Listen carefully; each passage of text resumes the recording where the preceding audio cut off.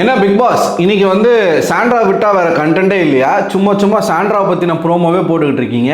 நீங்கள் ப்ரோமோ போட்டு விட்டுறீங்க, அவங்கள பற்றி நம்ம பேசினா நம்ம என்னமோ வாண்டடாக அவங்கள டீக்ரேட் பண்ணுற மாதிரியும் டிஃபேம் பண்ணுற மாதிரியும் நிறைய பேர் கதறிக்கிட்டு இருக்காங்க. இந்த வீட்டுக்குள்ளே சாண்ட்ரா பண்ணக்கூடிய எச்ச வேலைகள் எந்த லெவலுக்கு கடந்து போய்கிட்டு இருக்கு அப்படின்னா, தான் சொந்த புருஷனை இன்னொரு பொண்ணோட வச்சு தப்பாக பேசுறது. அதாவது அந்த பேச்சின் மூலமாக அந்த பொண்ணுடைய கேரக்டரையும் அசாசினேட் பண்ணுறது, தான் புருஷனுடைய கேரக்டரையும் அசாசினேட் பண்ணுறது. இதெல்லாம் அவங்க பண்ணிக்கிட்டு இருக்காங்க. இதுக்கு நடுவில் ரெண்டாவது ப்ரோமோ ப்ளஸ் வந்து இனி இந்த வாரத்துக்கான டாஸ்க் இருக்குல்ல, இந்த டாஸ்கே பயங்கரமான ஒரு செட்டப் பண்ணியிருக்காங்க. இது எல்லாத்தையுமே இந்த வீடியோவில் நம்ம பார்த்துருவோம். கானா வினோத் வந்து விக்கல்ஸ் கிட்ட ஒரு விஷயம் பேசிக்கிட்டு இருக்காரு, சாண்ட்ராவை பற்றி தான். இப்போ விக்கல்ஸ் என்ன பண்ணிக்கிட்டு இருக்காரு அப்படின்னு பார்த்தீங்கன்னா, சாண்ட்ராவும் பிரஜனும் இந்த வீட்டுக்குள்ளே இருக்கிற வரைக்கும் இவங்க கப்புள் கேம் ஆடுறாங்க, எமோஷ்னலாக கனெக்டடாக இருக்காங்க, எமோஷ்னலி சப்போர்ட்டிவாக இருக்காங்க. அது மற்றவங்களுக்கு ஒரு அநீதி, மற்றவங்களுக்கு வந்து அது வந்து தப்பு அப்படி இப்படின்னு கதறினாப்புல. இப்போ பிரஜன் போயிட்டார். பிரஜன் போன பிறகு இப்போ திவ்யாவுக்கு வந்து சப்போர்ட் ஜாஸ்தியாக இருக்குது அப்படிங்கிறதுனால திவ்யாவை அடிக்கணும், திவ்யாவுடைய மார்க்கெட்டை குறைக்கணும் அப்படிங்கிறதுக்காக சாண்ட்ரா கூட உட்காந்து பேசிகிட்டு இருந்தாப்புல. இதுதான் நீங்கள் முதல் ப்ரோமோவில் பார்த்த விஷயம். சாண்ட்ரா கிட்ட என்ன ஆச்சு, என்ன ப்ராப்ளம், ஏன் நீங்கள் வந்து திவ்யா கிட்ட பேச மாட்டீங்க அப்படின்னும் போது திவ்யா வந்து ஒரு கதை கட்டி சொல்கிறாங்க, ஒரு படம் ஸ்கிரிப்ட் சொல்கிற மாதிரி ஒரு கதையை கட்டுறாங்க.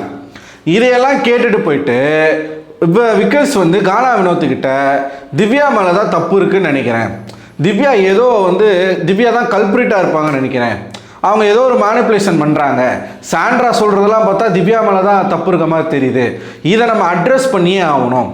ஆனாலும் இவர் வந்து ஒரு நியாயஸ்தன், யாருக்கு என்ன யார் மேலேனா எதனா ஒரு குறை வந்துச்சுன்னா அதை பொதுவில் அட்ரஸ் பண்ணுவார்.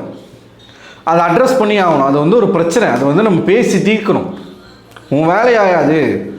இவர் போய் கானா வினோத்திட்ட பேசுகிறாப்புல. அப்போ வினோத் சாண்ட்ராவை பற்றி புட்டு வச்சாப்புல.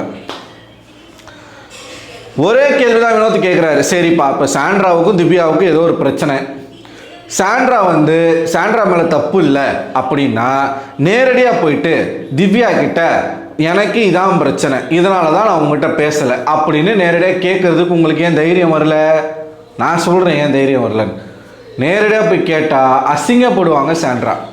ஏன்னா சாண்ட்ரா வைக்கிற குற்றச்சாட்டே வேற மாதிரி இருக்குது. எப்படி வேற மாதிரி இருக்குது? அதாவது அமித்துக்கிட்ட ஒரு விஷயத்த பேசிகிட்டு இருந்தாங்க, அதை நான் சொல்கிறேன்.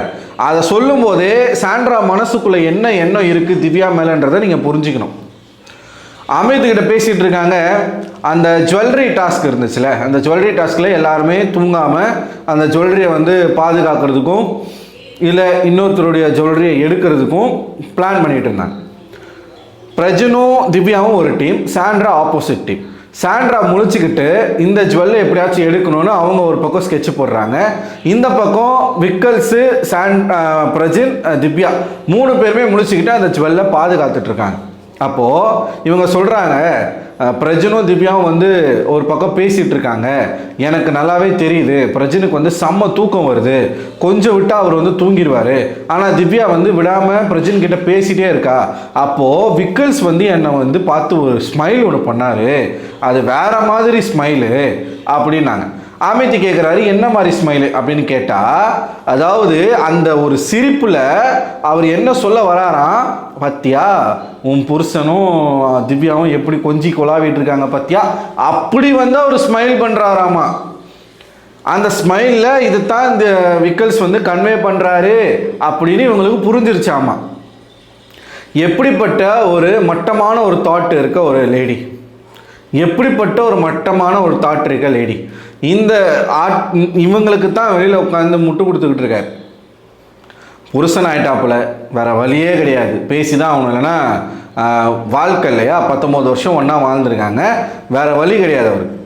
அதுக்கு நீங்கள் இன்னொரு பொண்ணுடைய கேரக்டரை வந்து கொச்சப்படுத்துறீங்கன்னா இது எப்படிங்க? இது எப்படி உங்களால் பேச முடியுது? இப்படிலாம் காலையிலேயும் உட்காந்துக்கிட்டு விக்கல்ஸ்கிட்டே எதுனா சொல்கிறீங்க, என்னை விட அவர்கிட்ட தான் அவள் க்ளோஸாக இருந்தா அப்படின்ட்டு, அதுவே தப்பு முதல்ல.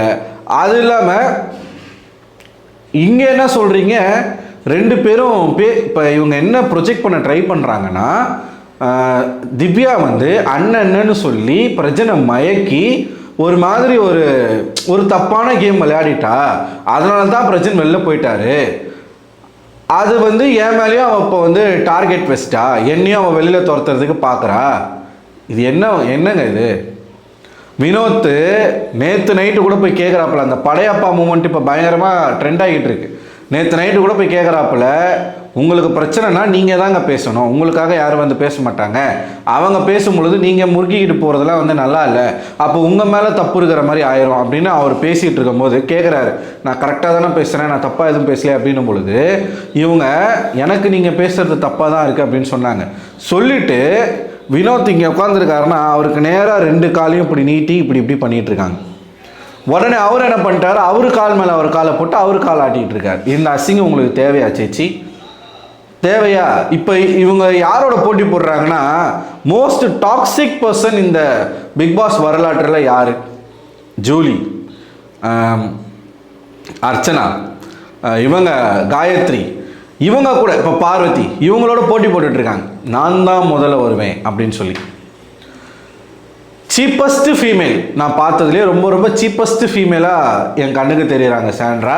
ஏன்னா அண்ணன்னு ஜெனியூனாக சொன்ன ஒரு பொண்ணை எந்த இடத்துலையும் அந்த தாட்டில் திவ்யா அவரை பார்க்கவோ ஈவன் பிரஜன் கூட அந்த மாதிரி அவங்க எந்த இடத்துலையுமே நடந்துக்கல.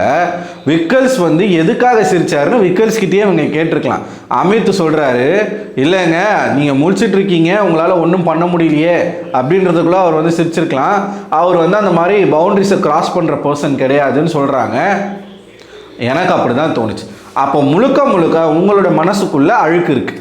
சரி, இப்போ இந்த டாஸ்க் வைக்கிறாங்களே, இந்த டாஸ்க் என்னன்னு பார்த்தீங்கன்னா dance marathon plus clock task ரெண்டுமே சேர்த்து வைக்கிறாங்க. இந்த டாஸ்கில் வந்து 3 டீமாக விளையாடுறாங்க. 3 டீம், அதெல்லாம் நம்ம டாஸ்க் நடக்கும்போது பேசுவோம்.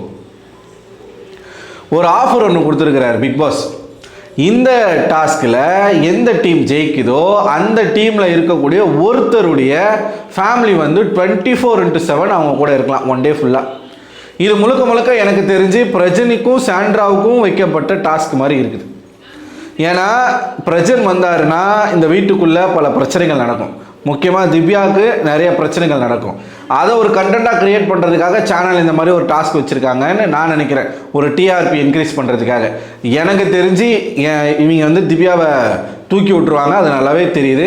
டாஸ்காக இருக்கட்டும், சாண்ட்ரா பேசுகிறதா இருக்கட்டும், லிட்ரலாக திவ்யா தப்பான பொண்ணு அப்படிங்கிற மாதிரி அவங்க ப்ரொஜெக்ட் பண்ண பல இடங்களில் ட்ரை பண்ணிகிட்ருக்காங்க. அதுக்கு ஹெல்ப் பண்ணுறதுக்கு விக்கல்ஸ் இப்போ போயிருக்கிறாப்புல. ஏன்னா விக்கல்ஸ்க்கு திவ்யாவை இறக்கணும், அப்போ தான் அவர் மேலே ஏற முடியும். அதனால் இந்த சபையில் கொண்டு வந்து நான் பேசணும் அப்படின்ட்டு இருக்காப்புல. அதுக்கு தான் வினோத் சொல்கிறாப்புல, உங்களுக்கு பிரச்சனைனா உங்கள் பக்கத்தில் நியாயம் இருக்குன்னா உங்களால் நேரடியாக போய் பேச முடியாதா? நீங்கள் இந்த மாதிரி வந்து பேசாமல் இருந்தீங்கன்னா பார்க்குற மக்கள் என்ன நினைப்பாங்க? உங்கள் மேலே தப்பு இருக்குன்னு தானே நினைப்பாங்க. அந்த பொண்ணு பேசுதில்ல, நீங்கள் போய் சரிங்க, நான் என்ன கேட்குறேன், திவ்யா கூட பிரச்சனைங்க, வினோத்து கூட என்னங்க பிரச்சனை சாண்ட்ராவுக்கு? இல்லை கனி கூட என்னங்க பிரச்சனை சாண்ட்ராவுக்கு? சாண்ட்ராவுக்கு அங்கே இருக்கிற எல்லாரு கூடயும் பிரச்சனை தான்.